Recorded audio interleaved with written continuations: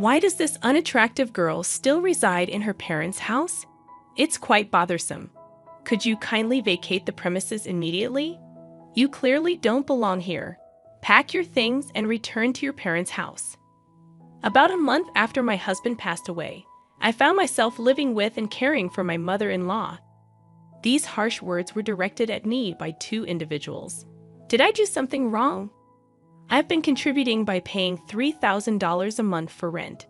However, if they view me as a nuisance, I'll leave the house as they wish.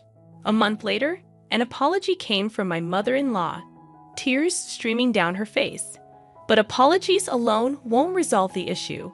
I decided to share a surprising fact with her. It had been a year since I married her son, and we have been living in their house. My husband and I shared a love for camping and outdoor activities, quickly bonding and leading to our marriage. Now I was taking care of my mother-in-law, who had been alone since my father-in-law's passing. Her initial animosity turned into gratitude, and we built a genuine parent-child bond.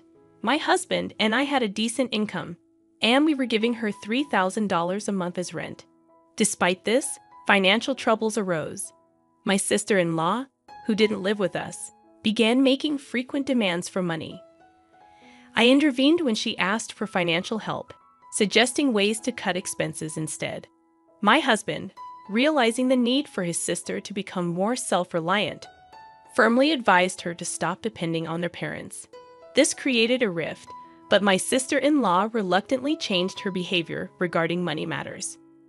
Since my father-in-law's passing, my mother-in-law had been more lenient with money, often granting her children's requests.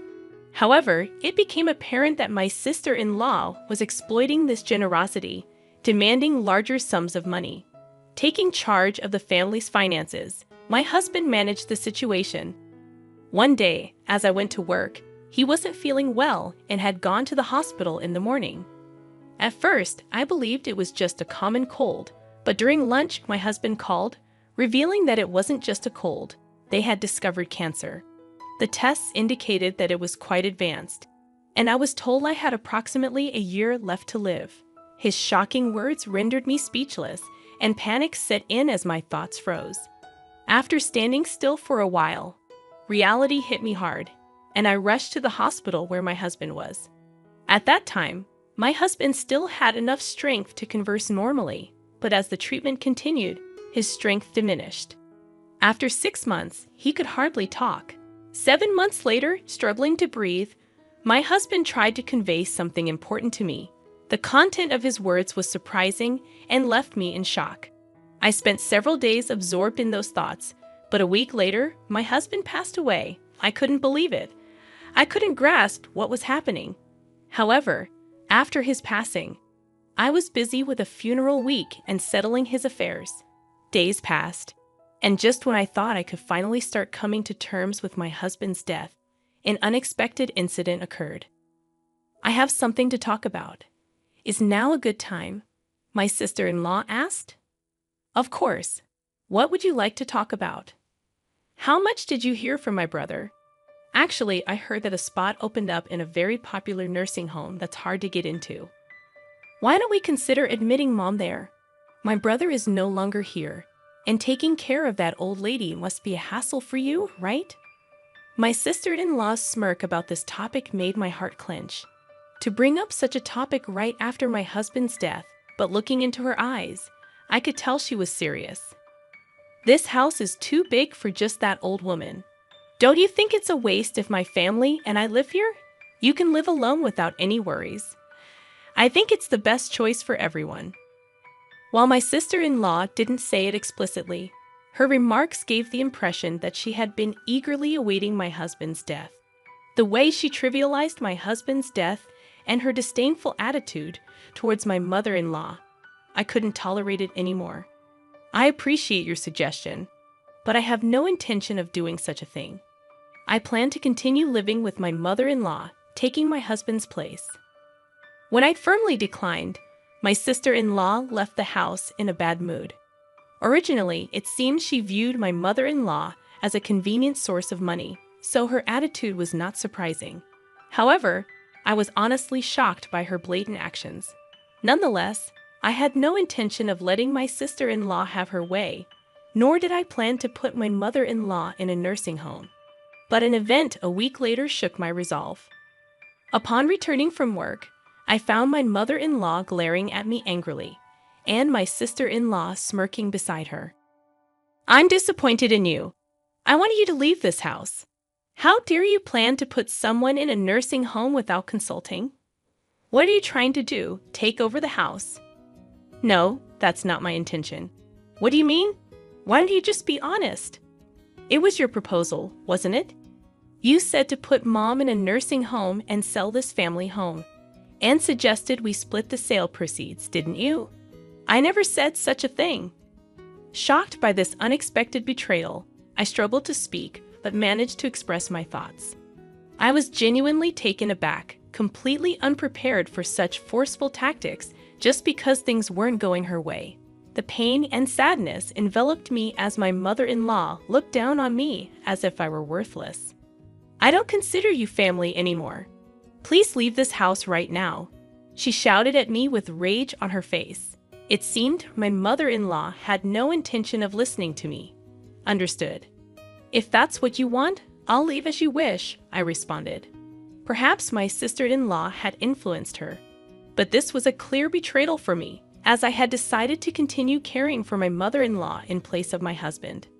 I quickly packed my things and decided to return to my parents' home.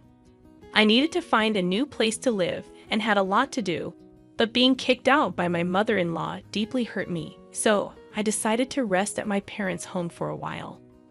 About a month later, my sister-in-law accused me of withdrawing money from our parents' account without permission. "Is that you? You withdrew money from our parents' account without permission, didn't you? Why is there not a single dollar left in the account? Don't say such ridiculous things. Are you calling me a thief now? Pretending you don't know. If you keep doing this, I'll get the police involved. Come to our parents' house right now." After saying this, my sister-in-law abruptly hung up the phone. Caught in someone's conspiracy and now being accused of theft, I had had enough. I had anticipated issues with the mortgage of the family home. There must still be several years of mortgage payments left unpaid. Honestly, I didn't have the time or energy to deal with my sister-in-law. I wanted to cut ties, but I had reasons why I couldn't. There was still a truth I had to reveal. With a heavy heart, I immediately headed to my in-laws' home. Just like the day I left, my mother-in-law glared at me, and my sister-in-law was there too, giving me the same look. Did he steal money from the house or withdraw it from the account? I don't know, but give it back quickly. You both were working, right? So, there must be a significant balance, right? What are you talking about? There's nothing left of my father-in-law's inheritance. We've been covering all the living expenses and rent. Do you think the inheritance would cover everything? What, really? My words left my sister-in-law looking at my mother-in-law in surprise. It was clear that there was an understanding between the two.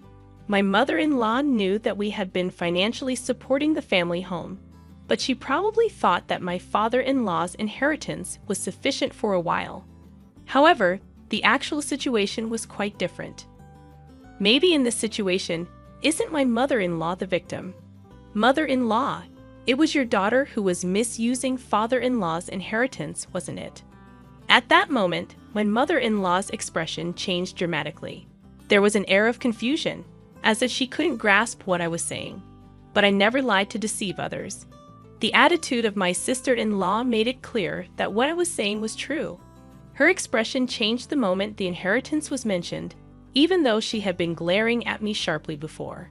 "I've seen through the schemes you've been plotting and the misdeeds you've been committing. Actually, my husband revealed to me that since we started living together, he took over managing the household finances.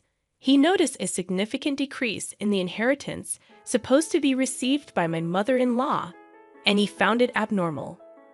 Moreover, my sister-in-law's frequent and unusual financial requests seemed suspicious to him, so he confronted her. It turned out she had withdrawn cash from the inheritance without any permission. She was actually stealing." "Wait, is that true?" My sister-in-law stammered in confusion the moment I revealed the truth. My mother-in-law's anger immediately turned towards her. It seemed my mother-in-law hadn't realized the money was gradually decreasing, as she had been living modestly since my father-in-law's passing and never paid much attention to finances. My husband, being in accounting, was aware of even minor financial changes. This misdeed came to light when he confronted my sister-in-law. Yet, for my mother-in-law, her daughter remained precious, leading my husband to keep it a secret under the promise of repayment. The reason my husband sternly stopped her from borrowing money from my mother-in-law was because of this. I only learned about this a few days before my husband passed away. It was truly surprising, but it seems to be the truth. To steal someone else's money, even if they are family. What were you thinking? Can't you differentiate between what's right and what's wrong? My mother-in-law berated my sister-in-law. Stop making excuses, you thieving cat. Her face became increasingly red with anger, as if she was about to burst a blood vessel. Although not someone who clung to money, she had a strict moral compass, especially harsh on acts of malice and betrayal. Her decision to disown me, seeing my act of sending her to a nursing home as a betrayal, was also based on these values. These values applied not just to me, a non-blood relative, but also to her own daughter. However, I had more to reveal. Also, the large amount of money you got by betraying your family was used for gambling, right? Huh? Wait a minute. What are you talking about? My sister-in-law feigned ignorance. I've investigated everything. You'll understand if you look at these. I showed them several photos from an envelope. Pictures secretly taken by my deceased husband, clearly capturing my sister-in-law entering and exiting a casino. Your husband works for a foreign company, and you should be financially comfortable. My husband always wondered why you were so desperate for money. The investigation unexpectedly revealed your gambling addiction. Tell me, how enjoyable was it to gamble with someone else's money? What is this? This is called stalking. This is no joke. You're calling others thieves, and now this. And there's something else I need to tell you, mother-in-law. It was your daughter who suggested sending you to the nursing home. You know what? Finally, I've reached this point. It's time to reveal everything and then bring this to a close. My sister-in-law's true nature, previously unnoticed, was revealed through this incident. This should make my mother-in-law realize that blaming me was a mistake. Additionally, my mother-in-law was also manipulated by my sister-in-law's schemes. With the truth out, she should understand my position. I'm not sure if this will be conclusive evidence, but I want you to see this, I said, presenting my mother-in-law with the text messages between me and my sister-in-law. The history showed my sister-in-law sending me numerous links and nursing home suggestions, serving as evidence of her scheming. Were you really planning to abandon your own mother? That's not it. It's all a misunderstanding. Please just listen to my side of the story. My sister-in-law pleaded. It seems you plan to kick my mother-in-law out and live here with your family, right? This house isn't that old. It's still perfectly livable. Who was it that was thinking only of themselves, trying to take everything? Can you think about it calmly for a moment? As I spoke, my mother-in-law seemed to grasp the situation. She then looked at me sadly, as if she knew what she did was wrong, and turned her angry voice towards my sister-in-law. How selfish can you be to repay kindness with betrayal after all this time thinking of you as family? How do you see me? Don't mock me. Wait, just listen. There's a huge reason for this.